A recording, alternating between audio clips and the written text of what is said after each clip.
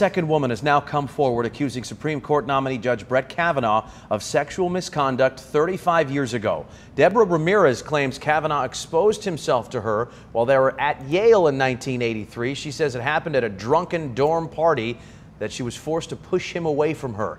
The news came just hours after the Senate announced the details for Kavanaugh's first accuser to testify this Thursday. Christine Blasey Ford alleges that he groped her and tried to take off her clothes while at a high school party.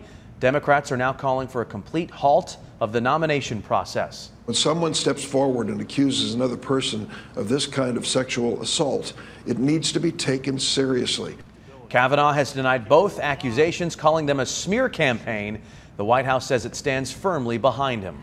Meanwhile, Kavanaugh's first accuser, Christine Blasey Ford, continues to get a lot of support in her home city of Palo Alto.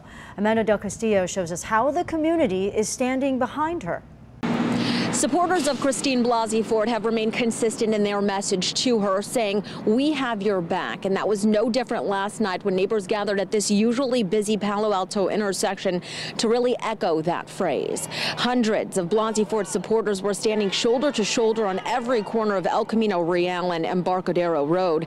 The world has not heard from the Palo Alto University professor since she was named the accuser last Sunday. Since then, some have remained critical about Blasey Ford's choice to come forward about what she says was an attack by Supreme Court nominee Brett Kavanaugh nearly 3 decades ago. According to Blasey Ford's lawyers, she has become the target of vicious harassment and even death threats. She is here to serve our country in the way that sacrifices her life in a certain way. I mean, we're going to hope that things are able to calm down and she can return to her life, but it's really not clear.